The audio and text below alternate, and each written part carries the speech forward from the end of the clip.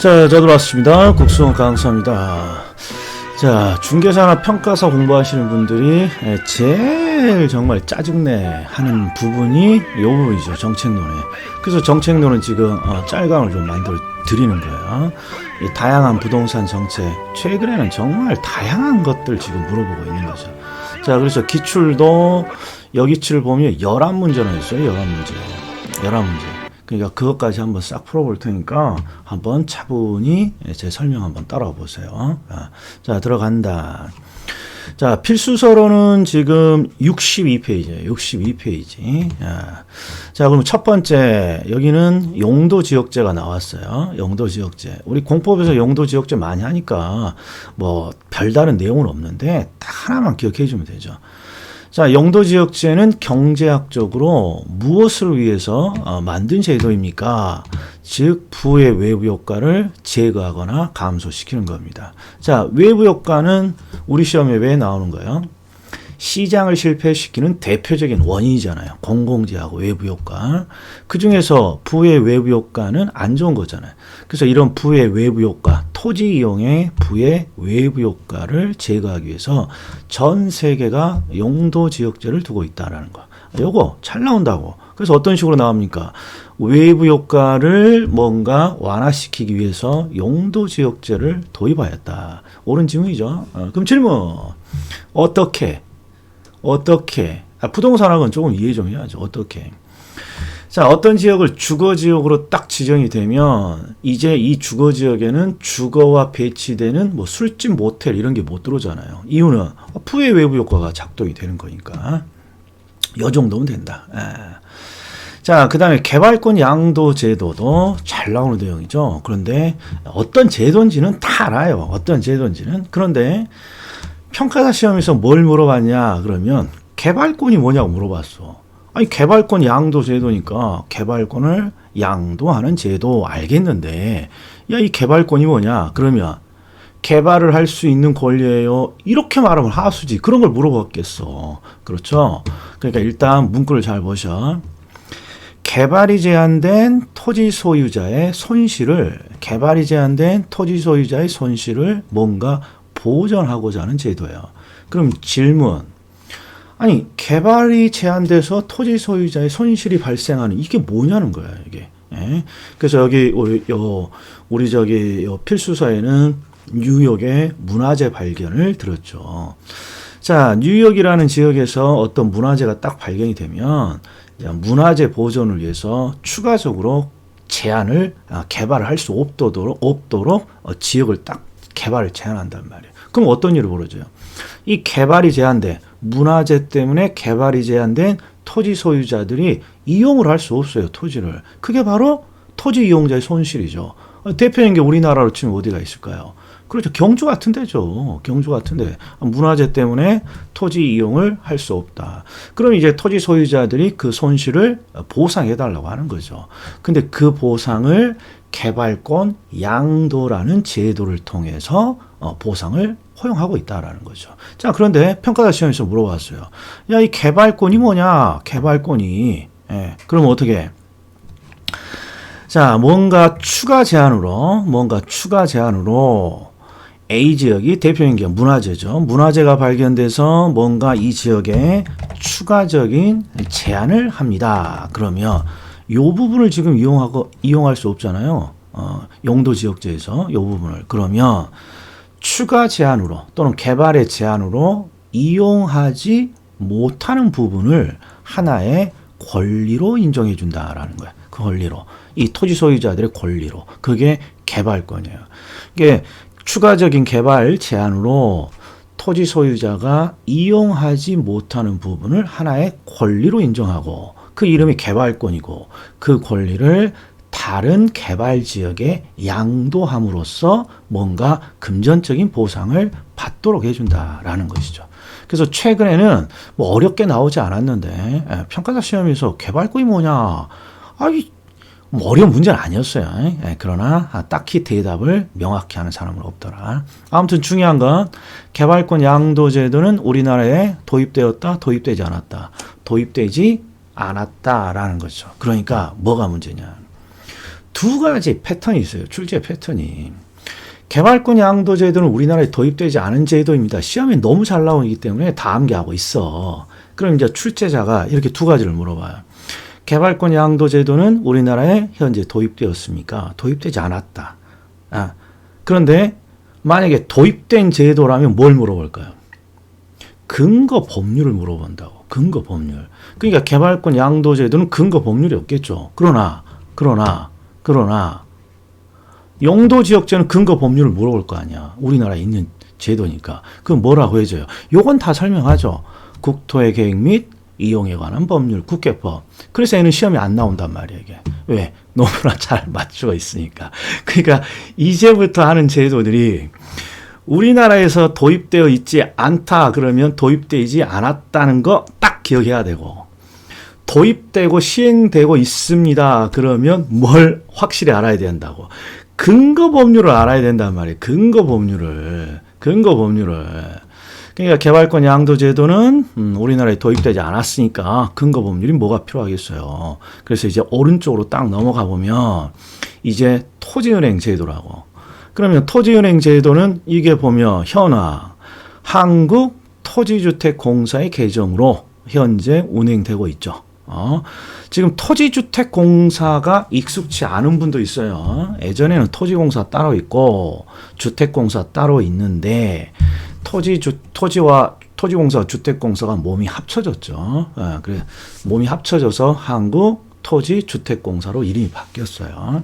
아무튼 토지은행 제도니까 토지주택공사가 몸은 합병했더라도 역할은 달라. 부서가 나눠져 있어. 토지공사, 주택공사. 그러니까 이 토지은행 제도는 명확히 토지공사예요.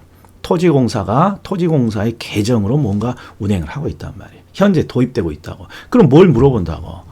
근거 법률을 물어본다니까. 그래서 여기에 근거 법률이 적어져 있다 이런 말이에요.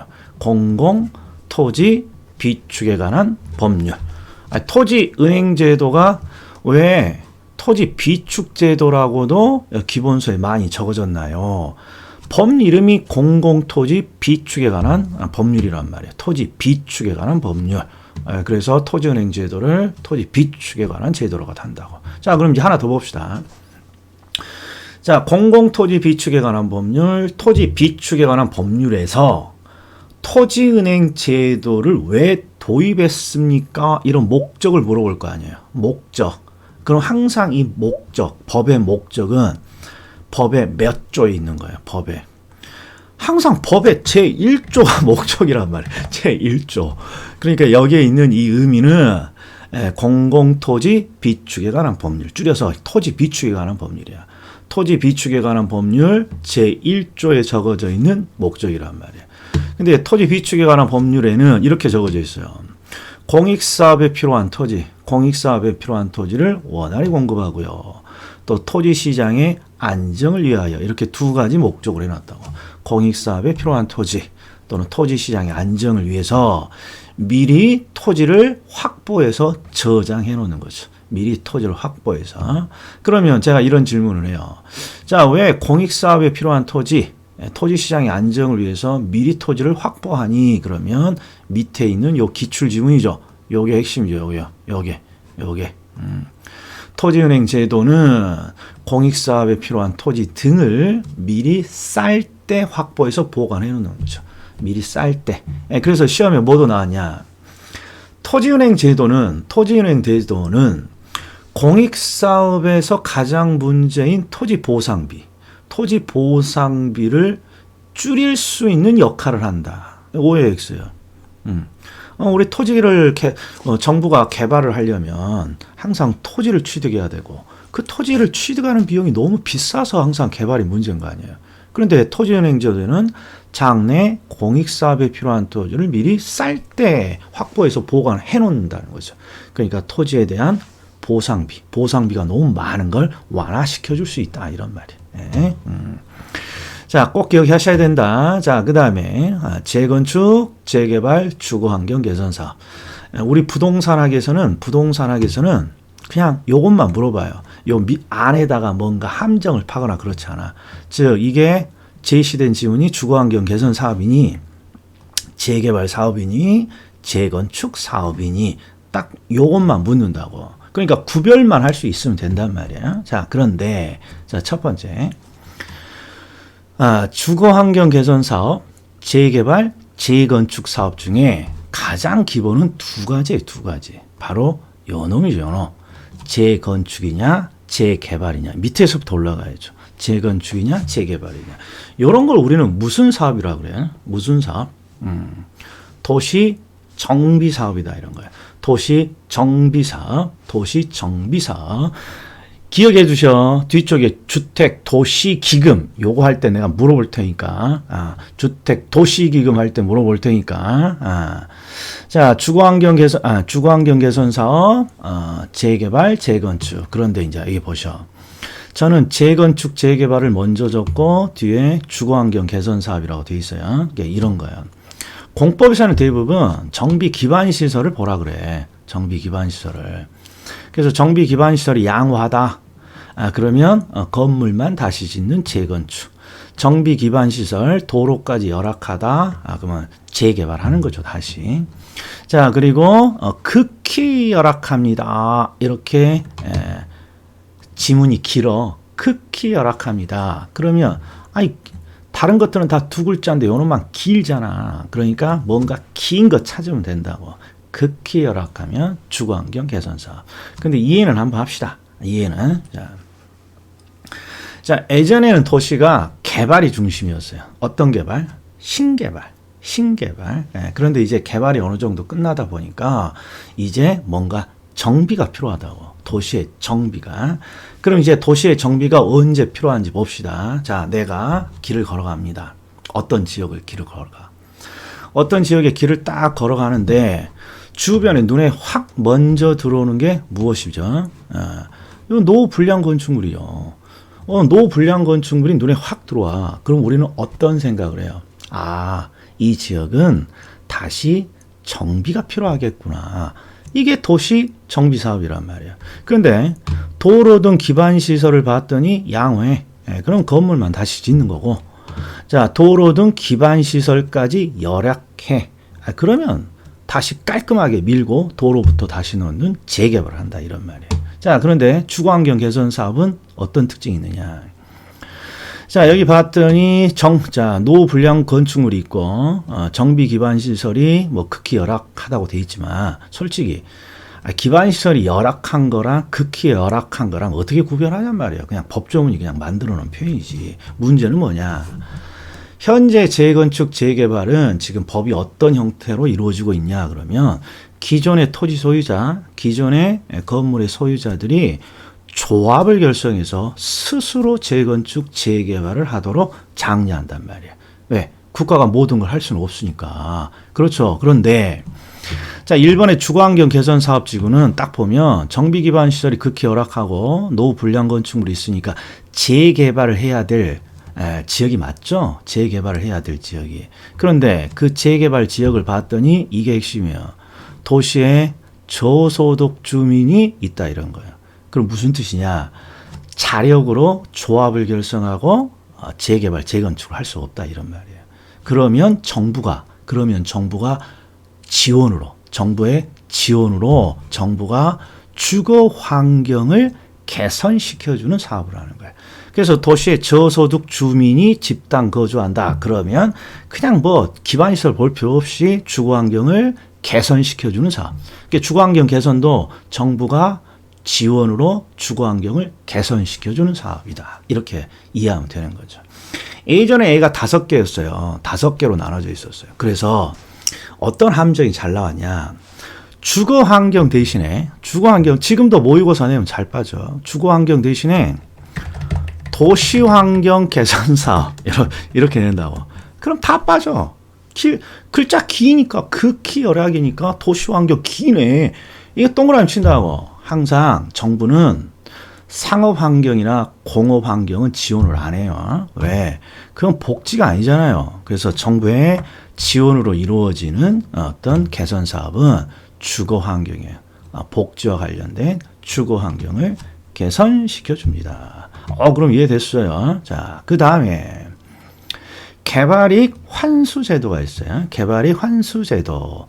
자, 있기 전에 밑에 필기 하나 합시다. 있기 전에. 예. 자, 잘 봐봐요. 개발이익, 개발이익 환수제도가 있고, 환수제도가 있고, 또 재건축 초과이익 환수제도가 있어요. 예. 그리고 여기에는 개발 부담금이 있고, 우리 중개사 33회 때 나온 거죠. 여기는 재건축 부담금이 있어. 부담금이. 자, 이 두 제도가 다 존재하는 거예요? 안 하는 거예요? 존재하는 거야. 우리나라에서는 개발이익을 환수하는 제도가 있고, 이 개발이익 환수를 위해서 구체적인 제도가 개발 부담금이에요. 개발 부담금.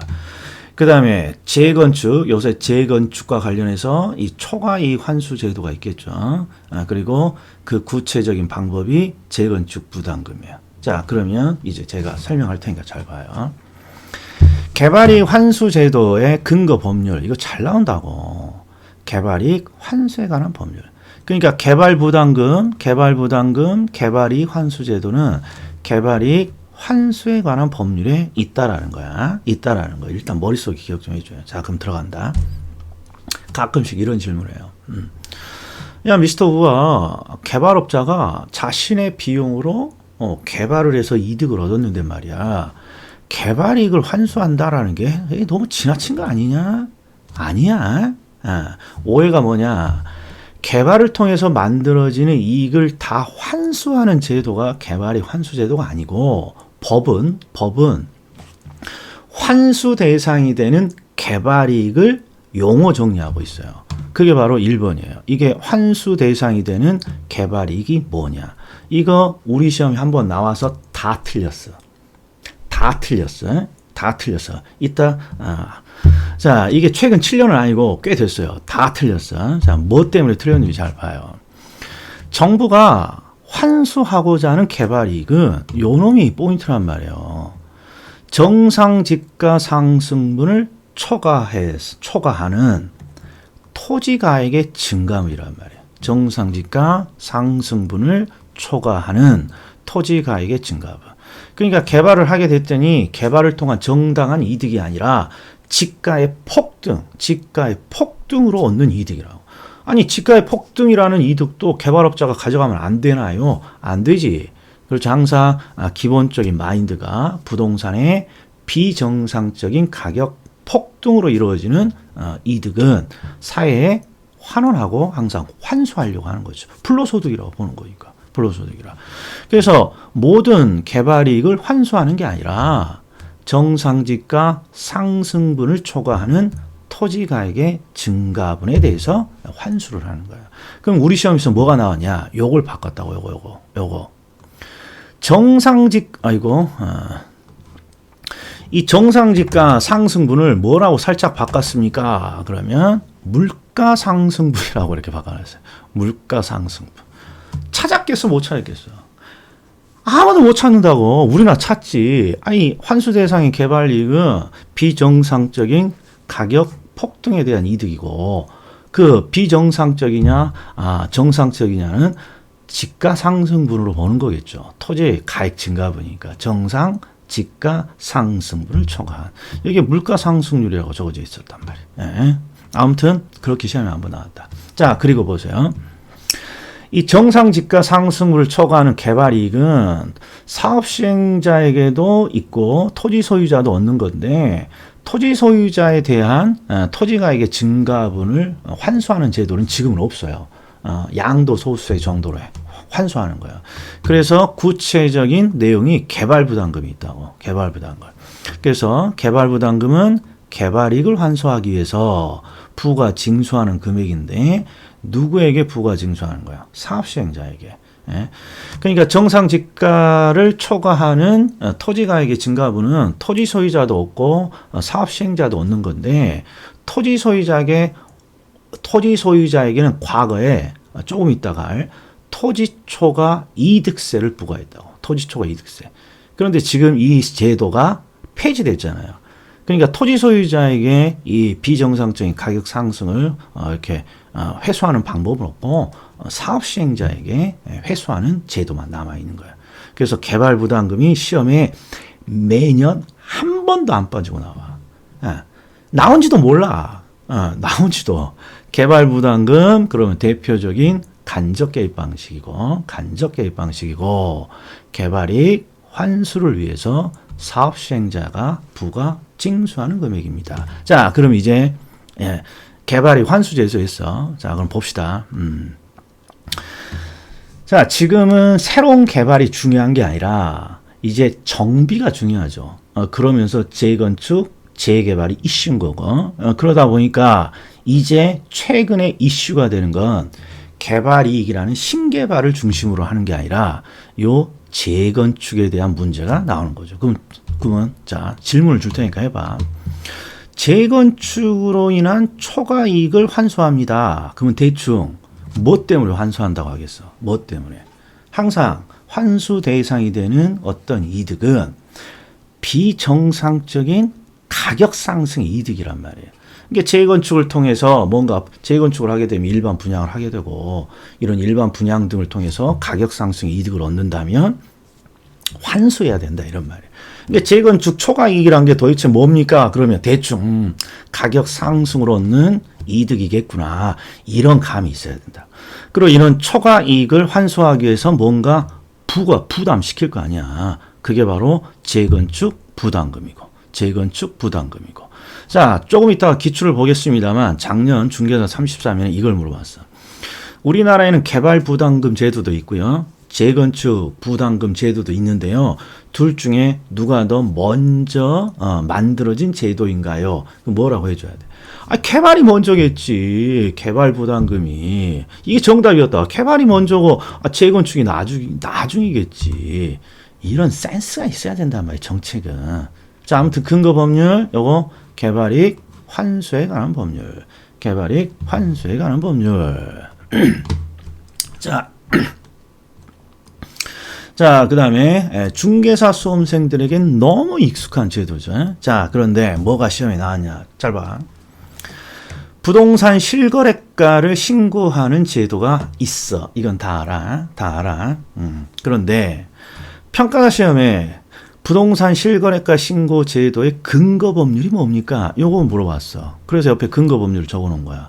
그러면 대충 부동산 거래 신고 등에 관한 법률입니다. 요 정도는 감이 있어야죠.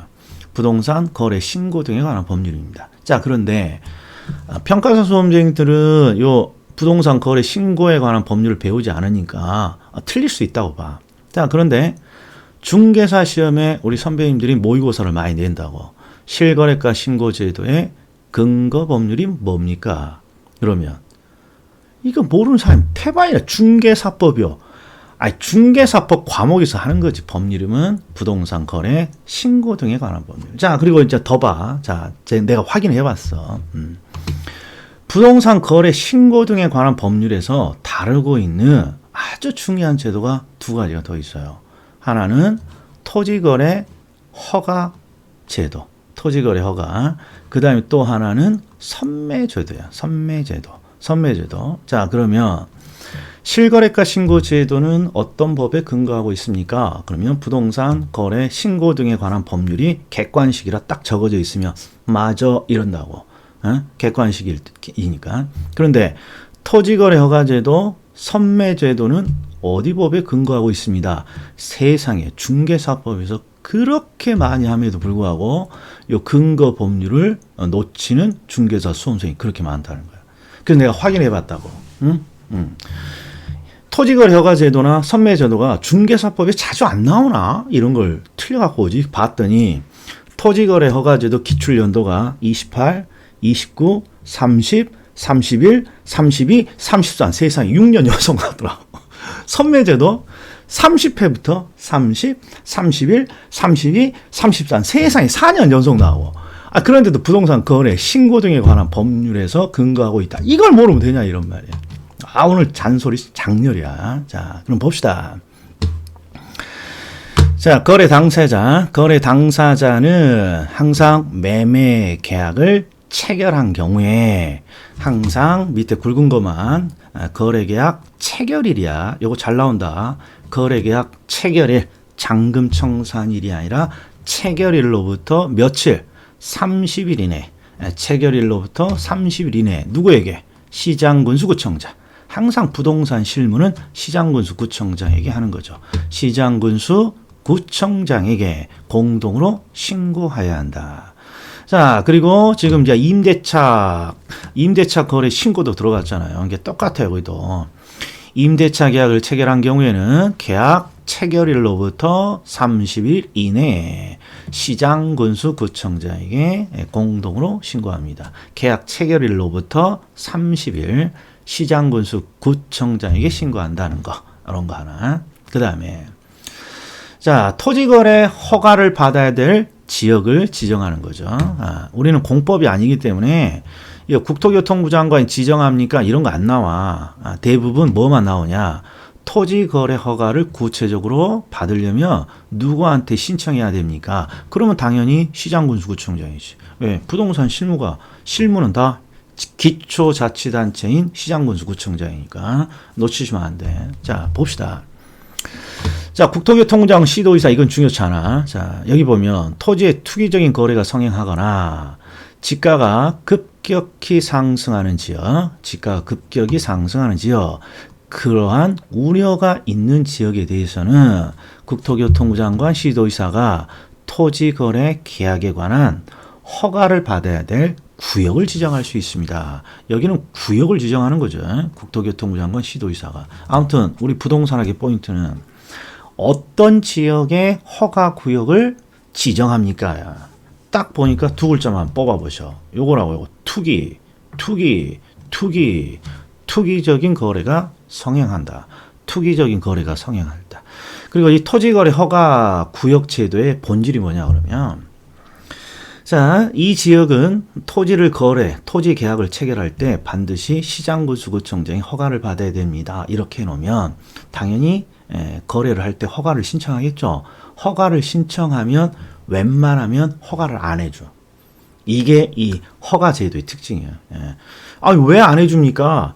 거래를 어떤 식으로든지 하면 부동산 가격이 뜨게 돼 있어. 그래서 웬만한 목적 아니고서는 허가를 해주지 않습니다. 그래서 허가 받아라 이렇게 해놓고 허가해 주세요 그러면 안 해주려는데 안 해줄 건데 이런 식의 제도예요. 자, 그리고 이제 선매를 봅시다. 선매가 토지거래 허가 제도와 연결되어 있는 제도죠. 여기 보세요. 자, 시장군수구청장이 토지거래 계약에 관한 허가 신청이 있는 경우에 그렇죠. 연결되어 있단 말이야. 자, 밑줄 친 것만 한번 읽어보죠. 시장군수구청장이 토지거래 계약 허가를 받았어. 신청을 받았단 말이야. 그리고 딱 봤더니 다음 어느 하나에 해당하는 토지예요. 다음 어느 하나에 해당하는 토지. 대표적으로 시험에 잘 나오는 게 둘 다 잘 나와. 공익사업에 필요한 토지, 또는 이미 토지거래 계약 허가를 받아서 취득했는데 그 허가할 때 정한 이용 목적대로 이용하고 있지 않다. 이용 목적대로 이용하고 있지 않은 토지. 여기 잘 나오죠. 그래서 시장군수구청장이 토지거래 계약에 관한 허가 신청이 딱 있어. 그리고 그 물건을 봤더니 공익사업에 필요한다든지 또는 허가받아 취득했는데 이용 목적대로 이용하고 있지 않다든지 그러면 자, 시장군수구청장이 선매자를 지정해서 그 토지를 협의 매수하게 할 수 있습니다. 이런 거야. 그러니까 선매자를 지정해서 토지를 협의 매수할 수 있다. 이게 뭔 뜻인만 알면 되는 거죠. 자, 보세요. 토지 소유자가 이렇게 있어요. 토지 소유자가 자, 매수인을 찾아갖고 왔어요. 토지를 사겠다는 매수인을 이렇게 찾아갖고 왔어요. 매수인을. 자, 그러면 이게 토지거래 허가 구역이라면 당연히 시장군수구청장에게 뭘 받아야 돼요? 토지거래 계약 허가를 받아야 돼. 그래서 토지거래 계약 허가를 신청했어. 자, 그런데 가만히 요 거래를 봤더니 요 토지가 곧 있으면 공익사업이 필요한 토지야. 그러면 토지 거래를 굳이 시키지 말고 저 공익사업을 할 뭐 공기업이나 토지공사, 주택공사 또는 국가 지방자치단체가 직접 이 토지를 미리 매수해도 되잖아요. 예? 그렇죠. 또 2번처럼 이용 목적대로 이용하고 있지 않아. 그럼 뭔가 페널티를 줘야 될 것 같아요. 될 것 같죠? 그러면 시장군수구청장이 국가 지방자치단체 여기 있는 놈이에요. 예? 국가 지방자치단체 한국토지주택공사 또는 공기업 중에서 이 토지를 매수하고 싶은 사람이 있으면 신청하라 그래. 그리고 매수하고자 합니다. 그러면 그 사람을 선매자라고 지정을 하고 요 매수인 대신에 다이렉트로 이렇게 거래를 할 수 있도록 하는 제도가 이게 선매제도예요. 그래서 선매제도는 미리 매입합니다. 이게 맞는데 선매니까 미리 매입합니다. 이게 맞는데 정확한 건 이거에 우선하는 거야. 시기적으로 우선해서 매입하는 게 아니라 사적 거래가 있을 때 사적 거래를 대신해서 또는 사적 거래 우선해서 선매자인 국가 지방자치단체 등이 토지를 매수하겠다는 거예요. 이게 시간적으로 미리 매수한다 그러면 하수라고.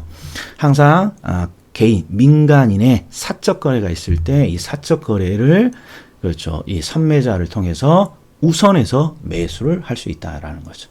그럼 매수를 하는 이유는 대충 삘이 오죠. 공익사업에 장래 필요할 토지면 미리 좀 매입해 놓는 게 낫죠. 그리고 페널티가 있는 이용 목적대로 이용하고 있지 않는 토지. 자, 그러면 여기서 이제 질문. 시험에 잘 나오는 거야.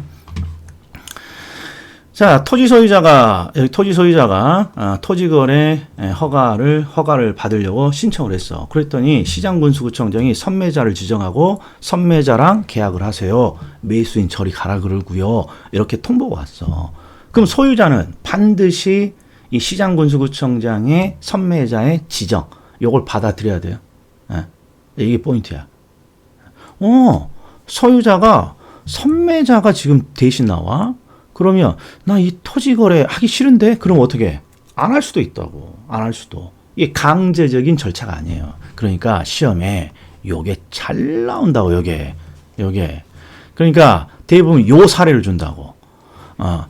토지 거래 허가를 취득했고 이용 목적대로 이용하고 있지 않았어요. 그럼 왠지 페널티가 가야 될 것 같잖아. 그렇잖아요. 그러나 이거랑 달리 선매자를 지정해서 통보해주면 그 선매자랑 반드시 매수에 거래를 해야 되냐 그게 아니라 협의 매수하는 거 협의. 그러니까 토지 소유자가 마음에 안 들면 털어버려도 돼요. 그래서 대부분 여기는 함정으로 뭐가 나온다. 수용이라는 표현이 나온다고. 수용은 아니다고. 강제적인 취득이 아니라 협의 매수한다. 그래서 선매자도 나오면 항상 잘 나온 게 선매자를 지정해서 강제적으로 수용한다. 겁나게 잘 나온다. X. 자, 그 다음에 또 봅시다. 이제 거의 다 왔어. 자, 이번에 토지 적성평가. 우리 시험에 중개사에서 한 3번 나왔네. 항상 우리가 여기에 중요하죠. 어떤 토지가 개발과 어떤 토지가 개발을 할지 보존을 할지 잘 모르겠습니다. 그러면 토지 적성평가를 하는 것이죠. 그럼 제가 이제 한번 사례를 들어보자고요. 자, 어떤 토지를 개발할까 보존할까 잘 모르겠어. 그러면 기본적으로 법은 토지에 대한 적성평가를 하는데, 자, 이제 해봅시다. 우리가 용도지역으로 보면 도, 관, 농, 자 이렇게 암기하죠. 우리가 용도지역을 크게. 만약에 이 토지가 개발이 적성이에요. 그럼 어디로 가? 그렇죠. 도시지역으로 지정이 되는 거예요. 자, 그런데 이 토지가 보존을 해야 될 것 같아요. 그러면 자연환경을 목적으로 보존하는 요리 가도 되고, 또 농림지역, 농업과 임업을 위해서도 보존이 필요하단 말이야. 그래서 보존이라면 농림지역이나 자연환경 보존지역으로 분류가 되는 거예요. 그리고 개발과 보존을 지금 당장 결정할 수 없어. 지금 당장은. 항상 좀 이 시간이 흐르면 뭔가 개발이냐 보존이냐 이게 결정될 것 같지만 지금 당장은 딱히 하나로 규결이 안 된다. 그러면 관리지역으로 이렇게 묶어 놓는 거죠. 그래서 항상 개발과 보존이 경합되고 있다. 그러면 토지 적성 평가. 자, 그 다음에 현재 우리나라에 없는 제도. 그러면 이미 하나 봤어. 개발권 양도 제도. 자, 그런데 이게 한 4가지는 꼭 기억해 줘야 되는데, 개택지라는 게 있어. 개택지. 줄여서 개발권 양도 제도, 택지 소유 상한제. 줄여서 개택지. 딱 봐도 택지는 택지인데 누구 택지야? 개택지에는 우리나라에 없는 제도야. 자, 개발권 양도 제도는 우리나라에서 도입하지 않았고, 택지 소유 상한제는 요 밑에 보시면 이런 게 있어요. 예전에 1가구가 200평 이상의 택지를 취득할 때는 허가를 받으라고 해요.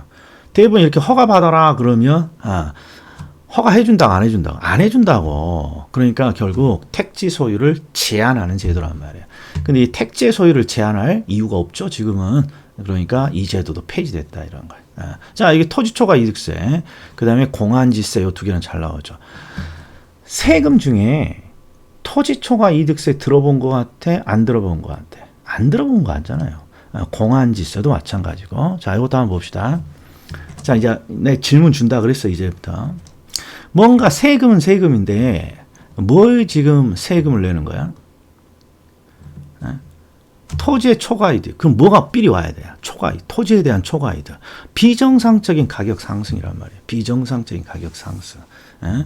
그러니까 예전에 조금 전에 우리가 개발 이익 환수 제도가 비정상적인 토지 가액의 상승분은 누구와 동시에 얻느냐? 그러면 사업 시행자와 토지 소유자가 동시에 얻어요. 이것도 한번 상식적으로 한번 보세요. 자, 봐봐. 자, 여기 인근에 내 토지가 있어요. 인근에 내 토지가 있다. 이 토지 가격이 1억이야. 1억. 그런데 여기 빨갱이가 내 토지야. 그런데 내 주변 인근에서 갑자기 뭔가 개발이 일어나요. 개발이. 그랬더니 내 토지가 어떤 일이 벌어졌냐? 10억으로 올랐어. 10억으로. 자, 이게 무슨 뜻이냐? 나는 내 토지에서 그냥 아무 일 없이 그냥 잠만 자고 있었어요. 이렇게 잠만. 누워서 잠만 자고 있었어. 그랬더니 뚱땅뚱땅 소리가 나. 그랬더니 옆에 봤더니 개발을 한대. 개발하고는구나. 그리고 또 뚱땅뚱땅 끝나더니, 개발이 끝났어. 그런데 갑자기 고지서가 날라와. 어떤 거냐. 이제 극단으로 만든 사례야. 당신의 토지 가격이 1억에서 개발로 인해서 10억이 올랐어요. 그러니까 지금 9억 올랐죠? 9억 올랐으니까 9억이 바로 토지로 얻은 초과 이득이야. 9억에 대해서 50% 세금, 4억 5천을 세금으로 내세요. 이번 달까지. 이렇게 날라오는 게 토지 초과 이득세라고. 이게. 있어야겠어? 없어야겠어?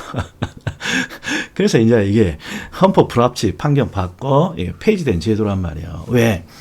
아직 실현되지 않은 거에 대해서 뭔가 이렇게 부과했죠. 그래서 지금은 이 토지초과 이득세가 사라지고 이 사람이 토지를 처분할 때 양도소득세로 이 개발이익을 환수하는 거예요. 양도소득세로.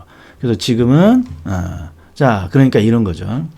개발을 통한 이득이 사업 시행자에게도 있고 토지 소유자, 이 경우에 이렇게 토지 소유자에게도 가격 상승 이득이 있는데 사업 시행자는 무엇으로 부과하고 개발 부담금이라는 이름으로 사업 시행자의 개발 이익을 환수했고, 예전에는 또 토지 소유자에게는 토지 초과 이득세라는 세금을 부과해서 환수했는데 이게 폐지됐다, 이런 거죠. 폐지됐다. 그냥 상식적으로 알아두라고 해본 거예요. 근데 공안지세. 자, 공안지세는 일단 도시지역에서 도시지역에서 토지를 비워놔요. 그러면 도시지역에서 토지 사서 비워놓으면 이게 투기라고 해서 세금을 왕창 물렸다고. 또 두 번째, 도시지역에서 토지를 사서 한가롭게 쓴다고, 한가롭게. 그러면 이것도 투기 목적이라고 세금을 왕창 때리던 때가 있었어요. 그런 게 공지, 한지에 대해서 부과하는 공안지세예요. 지금 있다 없다? 다 폐지됐다. 자, 그래서 4가지 기본 세트야. 자, 우리나라에 없는 제도 첫 번째 개발권 양도제도, 그 다음에 택지 소유 상한제, 택지 소유를 제한하는 택지 소유 상한제, 일명 개택지 없고, 그 다음에 희한한 세금, 토지초과 이득세, 공안지세. 그리고 평가사 시험에서 종합토지세가 나왔어요. 종합토지세라는 건 없죠. 종합부동산세지. 그러니까 예전에는 종합토지세가 이런 세금들이 있었는데 지금은 다 종합부동산세로 다 이렇게 통합이 됐죠. 예. 자, 그럼 마지막으로 이 주택도시기금을 봅시다. 이 주택도시기금이라는 게 정말 약방이 감초처럼 들어가 있는데, 그리고 요게 지금 우리 시험에 중개사 시험에서도 2번, 평가사 시험에서도 1번 이렇게 언급된 내용인데 이걸 모르면 어떻게 되냐 이런 말이에요. 자, 보세요. 자, 과거에 우리 연세가 좀 있으신 분은 알겠죠. 국민주택, 요거 한 칸 띄웁시다. 국민주택기금이라는 게 있어요. 국민주택기금. 자, 국민주택기금은 국민들로부터 돈을 끌어모아 목돈을 만들어. 그게 기금이야. 기금. 근데 어떤 식으로 기금을 조성합니까? 국민주택 채권. 그리고 우리가 알만한 게 청약저축. 이런 걸 통해서 자금을 끌어모아요. 자, 그리고 무엇을 하기 위해서 이 기금을 모은 걸까요? 주택이란 말이에요. 주택. 앞에 국민자는 의미가 없어. 국민의 주택. 뭔 의미가 있어? 주택이야. 주택을 건설하고 주택을 구입하려는 무주택자에게 장기저리로 이렇게 빌려주는 요 기금이에요. 그러니까 국민들로부터 기금을 마련해서 주택의 건설, 주택의 구입에 지원을 하는 기금이 국민주택기금 또는 주택기금이었단 말이에요. 그런데 이제 이게 법이 바뀌었어. 이름이 뭘로? 주택도시기금으로. 왜 그랬을까요? 요 기금을 마련하는 거 똑같아. 기금을 마련하는 거 똑같은데 예전에는 주택의 건설, 주택의 구입에만 신경을 썼지만 지금은 이제 어떻게 주택의 정비가 필요해졌단 말이에요. 그래서 여기에 있는 이 도시가 도시정비사업이라고. 도시정비사업. 그래서 주택의 구입 또는 주택의 건설에 지원을 하고 또는 도시 정비 사업에 이제는 지원을 하게 돼 있어요. 이 기금이 이제 용도가 확장이 됐죠. 그래서 이름이 국민주택기금에서 주택기금 또는 도시정비기금 이렇게 바뀌었다 이런 말. 자, 이게 이제 기출 지문이에요. 봅시다. 자, 국민주택채권, 청약저축 등으로 자금을 조성해서 국민주택을 건설하고 임대주택을 건설하고 중요한 포인트는 주택사업자 그 다음에 주택을 구입하는 요 수요자에게 자금을 지원하고자 합니다. 요 정도. 뭔 42분이야. 너무 잔소리를 많이 했네요. 자, 그러면 기출 한번 풀어봅시다. 자, 공공재 외부 효과가 시험에 나오는 이유는 시장을 실패시키는 원인. 그래서 시장의 개입 근거가 됩니다. 맞았고. 자, 부의 외부 효과는 시장을 실패시키는 요인이죠. 그러니까 사회가 부담하는 비용을 늘려야겠죠. 그리고 이런 거 잘 모르겠으면 부의 외부 효과는 공해잖아, 공해. 공해는 사회가 부담하는 비용을 증가시키겠죠. 자, 그리고 이거 기억납니까? 소득을 재분배한다? 항상 소득을 직접 배분하는 자는 사장이고, 이 소득 격차가 심할 때 소득을 다시 분배해서 소득의 격차를 축소시키고자 한다. 소득의 재분배. 자, 중요한 건 모든 정부의 정책에는 소득 재분배 효과라는 게 있어요. 소득 재분배 효과가 있냐 없냐? 그러면 있다. 그럼 되는 거죠. 자, 그 다음에 용도지역은 토지를 경제 효율적으로 이용하고 공공복리 증진을 도모하기 위해서 지정합니다. 이건 논점 없고. 그러니까 니은 빼고는 다 정답인 듯하네요. 그러니까 정답은 몇 번? 4번. 자, 토지비축제도 나왔어요. 토지비축제도. 자, 토지비축제도는 토지은행제도. 그러니까 직접이죠, 직접. 정답이네, 정답. 토지은행, 토지수용, 그 다음에 선매, 은수선, 토지은행, 토지수용, 선매. 직접이죠, 직접. 그러니까, 문제, 내가 잘못 봤네. 간접이라고 적어진 줄 알았어요. 직접이라고 적어져 있으니까, 옳은 지문 맞죠? 큰일 날 뻔했네. 직접. 그 다음에, 토지 비축 제도의 필요성은 토지의 공적 기능이 확대됨에 따라 커질 수 있다. 뭐 정책이니까 논점 없는 거고. 자, 토지 비축 사업은 토지를 사전에 비축해서 장래 공익 사업에 필요한 토지. 토지 시장의 안정. 이거 기억나죠?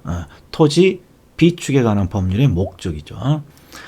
자, 그 다음에 여기 있네.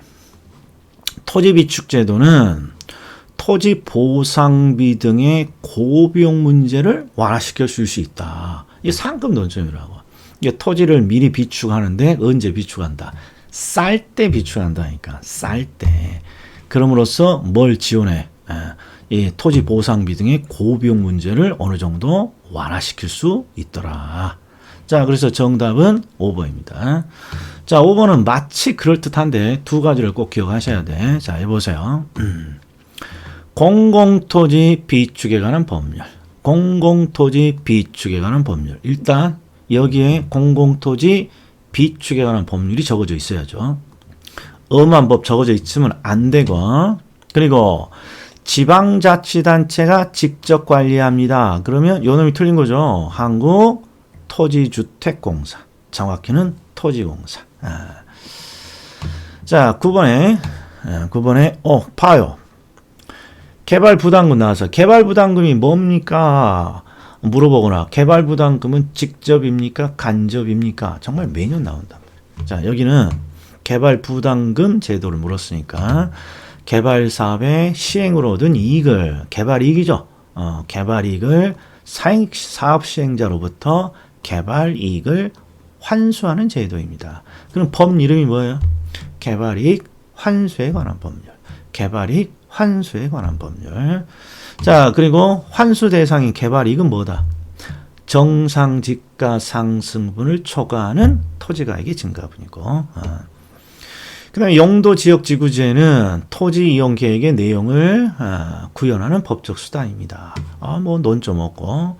개발권 양도 제도는 개발이 제한된 지역의 토지 소유권에서 개발권을 분리하고 개발이 필요한 다른 지역의 개발권을 양도할 수 있도록 하는 제도입니다. 오, 맞아 보이고요. 자, 4번. 부동산 가격 공시 제도에서 개별 공시지가는 국토교통부 장관이 공시합니다. 이게 틀렸잖아요. 그러니까 이게 뜬금없는 게 갑자기 나왔잖아요. 항상 표준이는 국토교통부 장관이고 개별이는 시장군수구청장이죠. 요거 뭐 틀릴 일은 없겠죠. 자, 그 다음에 또 나왔어. 토지 비축제도, 토지은행, 토지 수용, 그 다음에 선매 등은 직접 개입 방식이라는 거. 직접 개입 방식. 정답 4번. 자, 뭔가 정부가 시행 중인 부동산 정책인데 이거 요령을 잘 보셔. 지문이 기존의 문제보다는 좀 길죠. 그러니까 포인트가 정부가 시행 중이다 이러면 우리나라에 없는 제도를 물을 가능성이 99%야. 그러니까 정책을 보지 말고 여기 봤더니 개발 제한구역을 지정할 수 있다. 초과 소유 부담금을 부과한다. 초과 소유 부담금? 더 읽어볼. 그러면 이상하잖아.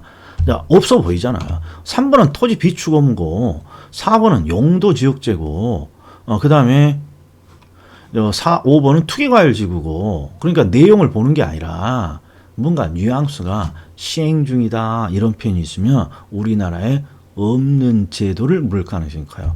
그리고 2번을 다시 한번 읽어봤더니 도시계획 구역 안에서 택지에 한해서 가구별 소유 상한 이거 혹시 택지 소유 상한제를 설명하는 거 아닐까?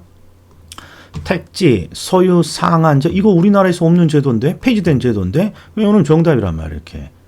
이런 게 요령이라는 거야. 시행 중이다 이렇게 있잖아. 그러니까 주저리 내용을 읽으면 이거 어떻게 될지 모른다.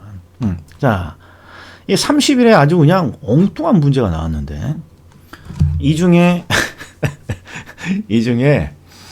도입이 빠른 순서를 따로 나열하네요. 이걸 우리가 연도수까지는 암기할 수 없는데 잘 봐요. 부동산과 관련된 이슈가 되는 정책 중에 최근에 가장 최근에 만들어진 제도가 우리가 신경 써야 될 게 두 가지가 있어. 하나는 실거래가 신고제도. 실거래가 신고제도 정말 도입하자고 그렇게 논의를 많이 했지만 결국 반대에 의해서 이게 언제 됐습니까? 대충 05년도. 05년이야. 그리고 또 하나. 05년 비슷한 시기에. 자, 개발이 어느 정도 이루어지니까 이제 재건축, 재개발, 도시정비가 이제 이슈가 되죠. 그래서 재건축 초과 이익에 대해서 부담하는 재건축 부담금제도. 여기 가장 최근이에요. 여기 가장. 다른 거 몰라도 이 두 가지는 기억해 줘야 돼. 이게 2000년도 초, 이게 2005년 정도에 실거래가 신고 제도가 도입됐고, 그 다음에 도시정비가 이슈가 되면서 재건축 초과 이익을 환수하는 제도, 재건축 부담금 제도, 이런 게 요 근방에 도입됐다는 거예요. 그래서 딱 읽어봐요. 자산 유동화, 공인중개사 제도, 부동산 실명제, 아무튼 요 놈이 가장 늦게 있어야 된다고. 근데 이 문제는 쉽지 않죠. 뒤가 다 거래 신고 제도니까. 자, 그러면 한 단계. 요 앞에, 그러니까 2000년 되기 전에 한 뭐 90년? 요런 거야. 90년. 요때 우리 대부분 DJ 정권입니다. DJ 정권 때 등장한 게 뭐냐? 유동화. 부동산 투자 회사. 우리 DJ 정권 정부일 때 나온 게 자산 유동화, 부동산 투자 회사. 그래서 애가 기억이 이렇게 와서 3번이 정답인 거야. 이게 처음부터 못 찾아. 자, 그리고 봐봐, 이게. 부동산 실명제. 정말 오래된 제도 같잖아요. 공인중개사 제도 올해 34회라니까. 34회. 평가사 제도는 내년에 35회고. 자, 그러니까 뭘 다 암기할 필요는 없어. 다 암기할 필요는 없고 최근에 도입된 제도 대표적인 게 실거래가 신고제도. 이 06년 같기도 하네. 이거 잘 몰라요. 한번 확인 한번 해봅시다. 큰일 날 뻔했네. 자, 제가 확인해 봤어요. 실거래가 신고제도 06년. 제가 깜빡했어요. 06년. 5년이 아니라 06년. 네, 재건축 부담금도 06년. 그 다음 유동화 제도는 DJ 정권 시작이니까 98년, 99년. 98년. 그냥 2000년 시작 초반이라고 생각하면 돼. 또 그냥 98, 99년이니까 그냥 99년 합시다. 암기하기 쉽게. 그 다음에 부동산 실명제가 96년. 근데 우리가 이런 것까지 다 알 필요는 뭐 있냐 하는 거죠. 그러니까 최근의 제도인 요것만 좀 잘 기억해놔요. 자, 그 다음에 우리나라에서 시행되고 있는 제도, 그럼 시행되고 있지 않는 제도만 삭제하면 되잖아요. 개택지 찾아야죠. 개택지. 개인데 개발권 양도 제도야. 개발행위 허가제도 있고 택지 소유 상한제 없죠. 그 다음에 토지 초과 이득세 또는 공한지세 없으니까 기억 디귿 요 놈이 정답이네. 기억 디귿. 자, 32의 기출. 자, 종합 문제입니다. 자, 1번 주택 취득 시 자금 조달 계획서의 제출을 요구하는 것은 주택 취득을 제한하는 방법입니다. 그렇죠? 뭐 부모 돈이라든지 이런 거 받고 대출을 받을 수는 없다. 뭐 이런 취지니까 주택 취득을 제한한다. 자, 이거 나왔네. 분양가 상한제. 우리 주택 정책에서 했죠. 도시형 생활주택은 적용되지 않는다. 그러니까 요거 정답이네. 틀린 거. 자, 그 다음에 이것도 보죠. 정답은 찾았고. 자, 농지취득 자격 증명제는 농지취득을 제한하는 제도입니다. 이게 뭔가를 해야 된다. 그러면 제한하고자 하는 거예요. 자, 토지거래 허가구역이야. 토지거래 허가구역에서 토지거래 계약을 체결할 경우에는 누구한테? 시장, 군수구청장이 허가를 받아야 된다. 논점은 시장군수구청장이고. 그 다음에 부동산 거래 신고제는 매매 계약을 체결한 경우에 실제 거래 계약 등을 신고하게 하는 제도이다. 뭐 논점이 없어요. 자, 실거래가 신고제도 몇 년? 06년. 재건축 초과이익 환수, 재건축 부담금 몇 년? 06년. 이게 가장 최근이다. 요 정도. 당연히 여기에 논점은 도시형 생활주택은 분양가 상한제 적용받지 않는다는 거. 자, 여기도 보세요. 현재 우리나라에서 현재 시행. 그러면 이게 주택 정책이냐 이런 걸 따져서 없는 제도가 있다고. 여기 딱 보니까 개발권 양도 제도. 우리나라에 없는 제도죠. 그럼 자, 이제 질문이야. 자, 이제 봐. 재건축 초과 이익 환수 제도 우리나라에 있다 없다? 있다고. 구체적인 내용은 재건축 부담금. 그다음에 이거 우리가 임대주택 정책에서 했죠. 주거급여, 주거바우처, 주거급여, 주거바우처, 임대료 보조 또는 소비자 보조 정책으로 있다는 거. 그리고 공공임대주택 있다는 건 당연히 아는 거고. 봐요. 우리가 했던 거 그냥 한 번씩 나온다니까. 자, 현행법 제도상 부동산 투기억제 제도. 이 투기억제 제도가 중요한 게 아니라 현행법. 그럼 없는 것부터 봅시다. 이게 나으냐? 토지초과 이득세, 토지초과 이득세, 토지초과 이득세, 토지초과 이득세. 자, 그럼 또 봅시다.